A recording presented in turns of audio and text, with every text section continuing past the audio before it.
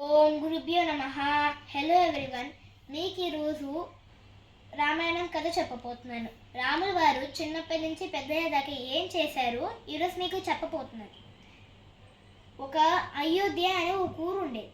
దాంట్లో ఒక కింగ్డమ్ ఉండే. ఆ కింగ్డమ్కి రాజు దశరథ మహారాజు. ఆయనకి ముగ్గురు భార్యలు ఉండేవారు. ఆ ముగ్గురు భార్యల పేర్లు కౌశల్య, సుమిత్ర, కైకేయ. వారి ముగ్గురు భార్యలు చాలా రోజుల నుంచి బిడ్డలు పుట్టలేదు. అది చూసిన దశరథ మహారాజు ఫీల్ అయ్యారు. అప్పుడు దశరథ మహారాజు ఊరి చివరన్న ఒక వశిష్ఠ అనే ఒక గురు, అది దశరథ మహారాజుకి గురు, ఆయనకి వెళ్ళి ఇట్లా హెల్ప్ అడుగుతుంది. ఏంటంటే,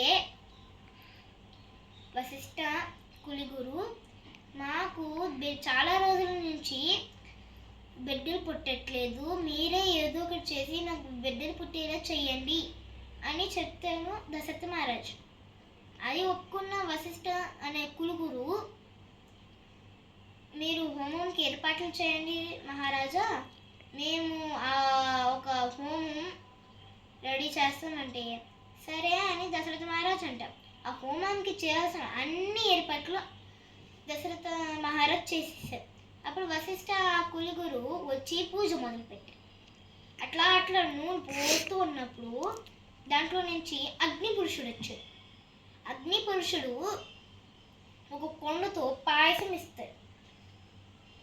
దశరథ మహారాజా అంటాడు, అగ్ని పురుషుడు, ఇప్పుడు ఈ పాయసంతో నేనేం చేయాలంటే, అప్పుడు అగ్ని పురుషుడు ఎలా అంటాడు, ఈ పాయసము తీసుకెళ్ళి మీ ముగ్గురు భార్యలకి ఇవ్వి, కొన్ని రోజుల తర్వాత మీకు బిడ్డలు పుడతారు అని చెప్తే అగ్ని పురుషుడు అక్కడి నుంచి వెళ్ళిపోతాడు. అప్పుడు దశరథ మహారాజు విని దాన్ని అక్కడి నుంచి అలా వెళ్ళి తన ముగ్గురు భార్యలకి ఇస్తాడు. సగం సుమిత్రకి, సగం కౌశల్యకి, సగం కైకేయకి, దాంట్లో మళ్ళీ ఇంకొక సగం సుమిత్రకి.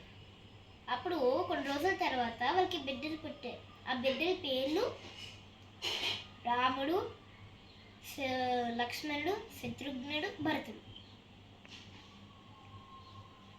అప్పుడు అలా పెద్ద అయ్యారు. పెద్ద అయిన తర్వాత విద్యలు నేర్చుకోవడానికి ఒక గురువు దగ్గరికి వెళ్తారు. అలా విద్యలు నేర్చుకున్నప్పుడు 16 ఏళ్ళు వచ్చినాయి వాళ్ళకి. అప్పుడు రాక్షసులు ఫైట్ చేయడానికి మరింత శక్తివంతులు అయ్యారు. అప్పుడు అక్కడ నేను ఒక ఊరు దగ్గర ఒక హోమం చేస్తున్నారు. ఆ హోమం చేసే వారి పేరు విశ్వామిత్రుడు. ఒక దశరథ మహారాజు దగ్గరికి వస్తే విశ్వామిత్రుడు ఇలా అంటారు, దశరథ మహారాజా, మేము గంగా రివర్ పక్కనే ఒక ఊళ్ళో హోమం చేస్తున్నాము.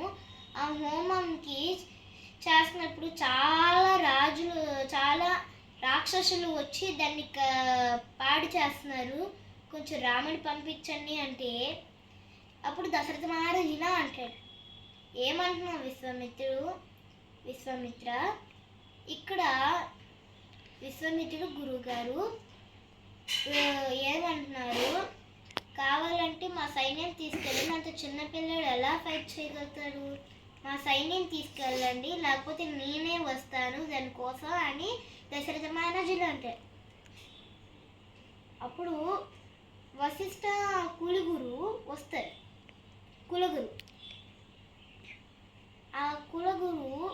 వశిష్ఠ కులుగురు ఇలా అంటారు, దశరథ మహారాజా, ఈ పనికి సరైన వాడు రాముడే, ఇంకెవ్వరు తను తప్ప ఇంకెవ్వరు చేయలేరు అంటే ఆ వశిష్ఠ అన్న కులుగురు అలాగా. అప్పుడు దశరథ మహారాజు కోరిక ఏంటి అని విశ్వామిత్రుడు అంటాడు. అప్పుడు రాముడు లక్ష్మణ్ని వదిలి ఒక్క క్షణం కూడా ఉండలేడు, మీరు లక్ష్మణ్ని కూడా తీసుకెళ్ళండి అంటారు. అలా వెళ్తున్నప్పుడు ఒక నది వచ్చింది. ఆ నది పేరే గంగా రివర్ మీద ఒక పడవెక్కే. ఆ పడవ మీద అలా వెళ్తున్నప్పుడు విశ్వామిత్రుడు ఒక 2 మంత్రాలు నేర్పించారు. దానివల్ల వాళ్ళకి ఆకలేదు, నిద్ర రాదు, ఇంకా బతికించారు. అప్పుడు అలా అలా వెళ్తున్నప్పుడు ఊరికి చేరుకున్నారు. చేరుకొని హోమం మొదలుపెట్టారు. హోమం మొదలుపెట్టిన తర్వాత రాక్షసులు వచ్చారు. అప్పుడు బాణాలు వేస్తారు. రాముడు ఇంకా లక్ష్మణుడు బాణాలు వేస్తారు. ఒక రాక్షసుడు వెళ్ళి ఎక్కడో పడ్డాడు. ఎవరు ఎత్తలేదు దానికోసం. అప్పుడు వాళ్ళ అన్న తమ్ముళ్ళు వచ్చారు. వాళ్ళిద్దరిని కూడా చంపేశారు. అక్కడే చచ్చిపోయారు. అలా అక్కడే చచ్చిపోయిన తర్వాత దాని తర్వాత అలా ఒక ఆశ్రమానికి వెళ్ళారు. అక్కడి నుంచి మిథిల అనే ఒక రాజ్యంకి వెళ్ళారు. ఆ రాజ్యంలో సీతాదేవి ఉంది, సీతమ్మ వారు ఉన్నారు. సీతమ్మ వారు వాళ్ళ ఫాదర్ పేరు జనక మహారాజా. ఒక రోజు ఊరుకుంటున్నప్పుడు శివధనుసు అంటే శివుడు జనక మహారాజుకి ఇచ్చిన ఒక శివధనుసు అట్లా తీసుకెళ్ళి ఒక పెట్టి కింద పెట్టించారు. ఒకరోజు సీతాదేవి ఆడుకుంటున్నప్పుడు అలా వెళ్ళి పెట్టి కింద పడింది. అప్పుడు ఆ పెట్టిని ఇలా చూసి బంతిని తీసుకుంది. అప్పుడు బంతిని తీసుకున్న తర్వాత తను ఆడుకోవడం మొదలుపెట్టాడు. అప్పుడు కానీ సీతమ్మ వారు జనక మహారాజుకి పుట్టలేదు. తను ఒక భూమి ఒక హోమం చేసినప్పుడు దున్నప్పుడు ఇలాగ ఒక గొయ్యి తవ్వుతున్నారు హోమం చేయడానికి. భూమి హోమం చేయడానికి ఒక గొంతు అవుతున్నారు. అప్పుడు ఒక పెట్టి దొరికింది. ఆ పెట్టుకొని సీతమ్మ వారు ఉన్నారు. అప్పుడు జనక మహారాజు దాన్ని పెంచుకుంటా అనుకున్నారు. అప్పుడు పెంచుకున్న తర్వాత అలాగా ఒక కాంపిటీషన్ పెట్టారు. అదేంటంటే ఆ శివధనుస్ని ఎవరు ఎత్తిగలుగుతారో ఎత్తి దాన్ని ఇరుచుతారో అప్పుడే సీతమ్మ వారు ఇచ్చి పెళ్లి చేస్తా అని జనక మహారాజు అంటారు. అప్పుడు రాముడు ఆ మిథిల అనే ఒక రాజ్యంకి వచ్చాడు. ఆ రాజ్యంలో చాలా రాజులు వచ్చారు. అప్పుడు ఎవరు దాన్ని ఎత్తలేకపోయారు. ఎందుకంటే అది శివధనుసు, శివుడు ఒక్కడే ఎత్తుకెళ్తాడు. అప్పుడు ఎవరు ఎత్తలేకపోయారు. రాముడు ఒక్కరే అలాగ దాన్ని ఎత్తి దాన్ని ఇరిచారు. రాముల వారు దాన్ని ఇట్లా ఎత్తి ఇరిచారు. అప్పుడు అది చూసిన జనక మహారాజు సీతమ్మ వారిని ఇచ్చి పెళ్లి చేశారు. రాముడికి సీతమ్మ వారు, లక్ష్మణుడికి ఉర్మిళ, ఇంకా శత్రుఘ్నుడికి మాండవి, ఇంకా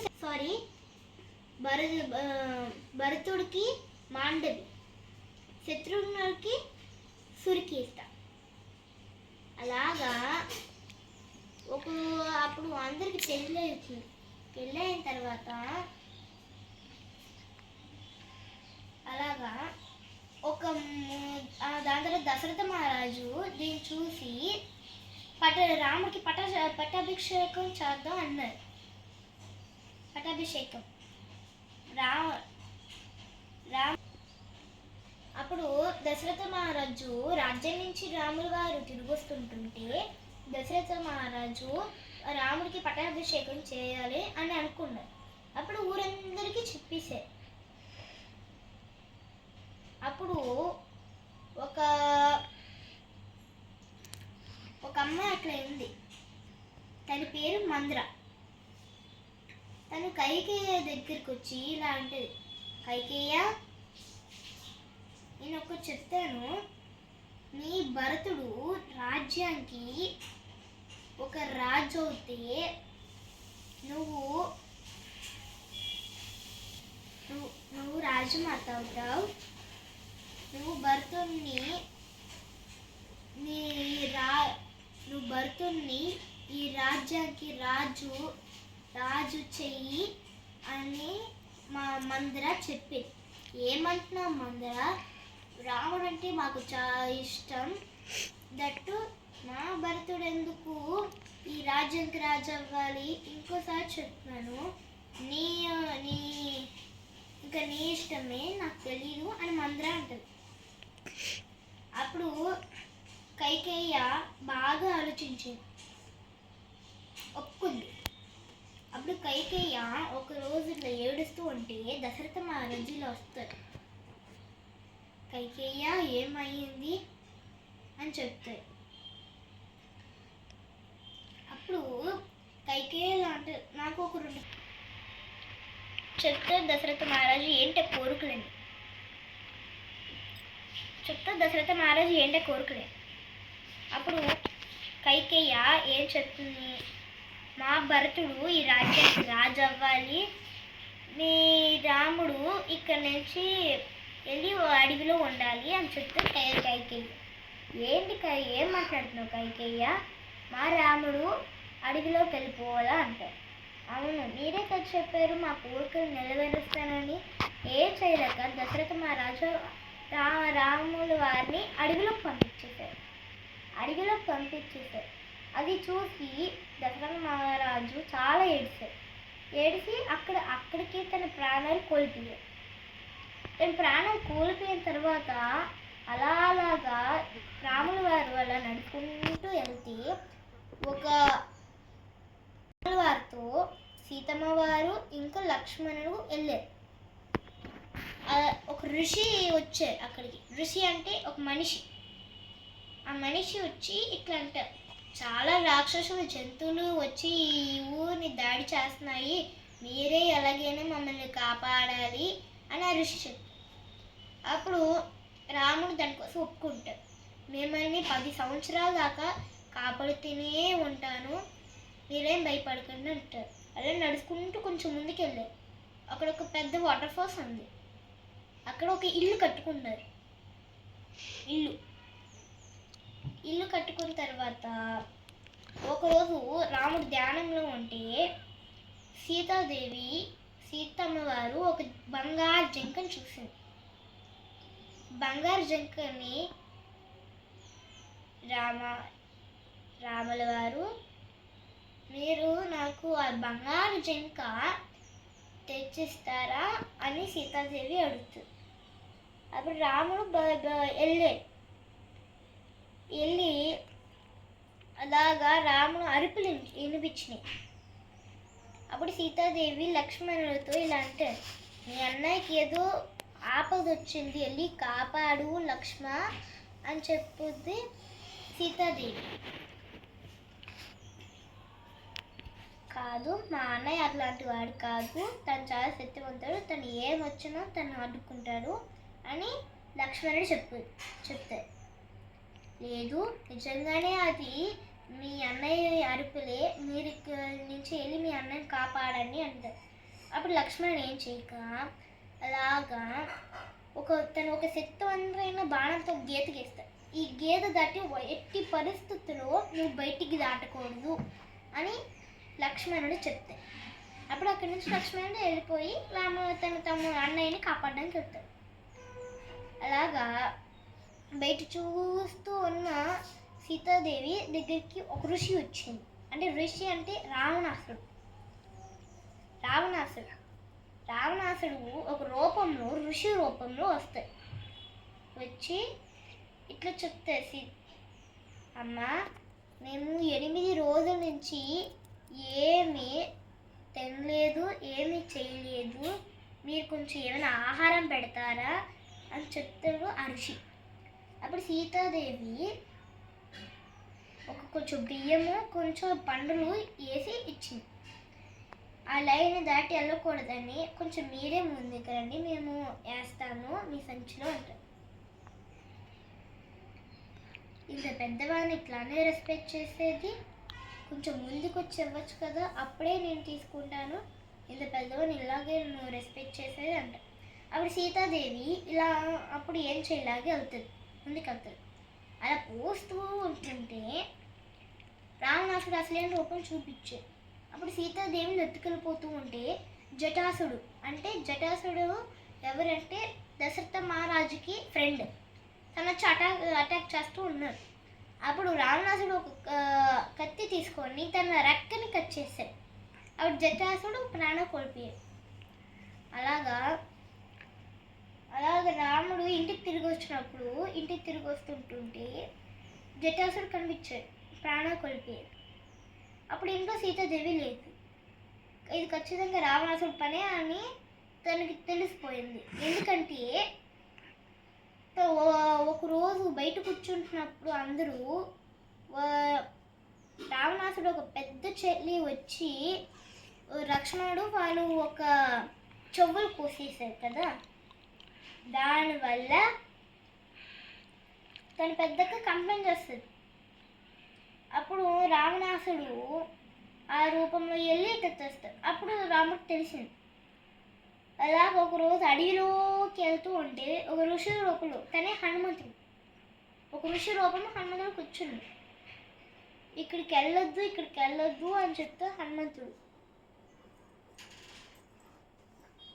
అప్పుడు రాముడు హనుమంతుడిని మాయ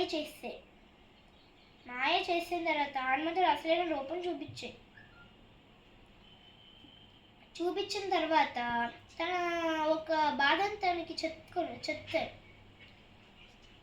చెప్పి హనుమంతుడు ఒక కోతుల సైన్యం దగ్గరికి తీసుకెళ్ళి వాళ్ళకి ఆ భాషలో అర్థమయ్యేలాగా చెప్తాడు. చెప్పి అందరి చేత ఒక వంతెన కట్టిస్తాడు. దాని మీద రాముల వారు అని ఒక స్పెల్లింగ్ రాసి అట్లాగా నదిలోకి ఇసురుతారు. ఒక వంతెన హాఫ్ అయ్యింది, ఇంకా హాఫ్ అవర్ లంక దాకంటే. అప్పుడు అది సగం పూర్తయినప్పుడు రాముడు తన ఉంగరాన్ని తీసుకొని ఇచ్చి హనుమంతుడి చేతులు పెడతాయి. సీతాదేవి ఉందా లేదో చూసి ఈ ఒక ఉంగరాన్ని తనకి ఇచ్చేసిరా అంటే. అప్పుడు హనుమంతుడు ఎగురుకుంటూ వెళ్ళాడు లంకకి ఎగురుకుంటూ వెళ్ళి అక్కడ సీతాదేవి ఉంది, ఇచ్చారు. ఆ ఉంగరాన్ని తనకిచ్చారు. ఆ ఉంగరం తనకి ఇచ్చిన తర్వాత అది చూసిన రావణాసుడు ఒక సైన్యం తన మీద దాడి చేసి తన తోకకు నిప్పు అంటించిన తర్వాత హనుమంతుడు లంకను మొత్తం అంతా కాల్చేసి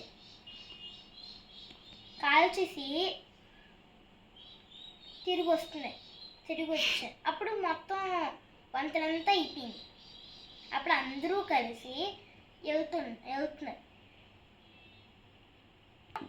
రాముడు, లక్ష్మణుడు, ఇంకా హనుమంతుడు, ఇంకా తన కూతురు సైన్యం కలిపి అలాగ వంతెన దాటుతూ ఉంటున్నారు. వంతెన దాటి కొంతసేపటికి వాళ్ళు లంకకు వచ్చి అందరూ దాడి చేశారు. ఆ యుద్ధం జరుగుతున్నప్పుడు లక్ష్మణుడు ఒక ప్రాణాలు కోల్పోయారు. ఈ బాణం వేసి తను తగ్గింది. లక్ష్మణుడు ప్రాణాలు ఇట్లా కోల్పోయారు. అప్పుడు సంజీవిని ఒక పర్వతం ఉంటుంది. సంజీవిని అనే ఒక పర్వతం ఉంటుంది. ఆ పర్వతంలోనే లక్ష్మణ్ను బతికించి ఒక మెడిసిన్ ఉంటుంది. అప్పుడు అది చెప్పి హనుమంతుడు సంజీవిని పర్వతంలో ఏ మెడిసిన్ అని తనకు తెలియదు.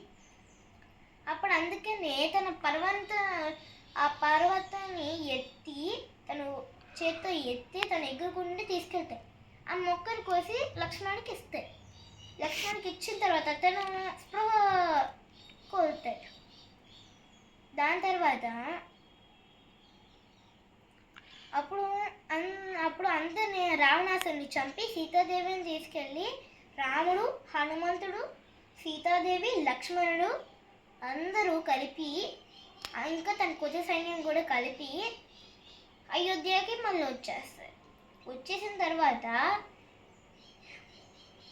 రాముడు ఇంకా రాజుగా ఉంటాడు. పట్టాభిషేకం చేసి రాముడు ఇంకా రాజుగా ఉంటాడు. Thank you friends. మీకు నేను ఈ వీడియో కోసం చేయట్లేదు ఫ్రెండ్స్, నేను ఈ వీడియో కోసం చేయట్లేదు, లేకపోతే లైక్స్ సబ్స్క్రైబ్స్ కోసం తెచ్చుకోవడానికి చేయట్లేదు. మీకోసం మీరు నేర్చుకుంటారని ఈ వీడియో మీకోసం నేను పెడుతున్నాను. మీరు కూడా నేర్చుకోండి.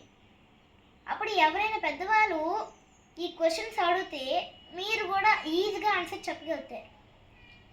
సో మీ మిస్టేక్స్ ఏమైనా ఉంటే ఫ్రెండ్స్ కామెంట్ చేయండి, దాన్ని కరెక్ట్ చేసుకుంటా.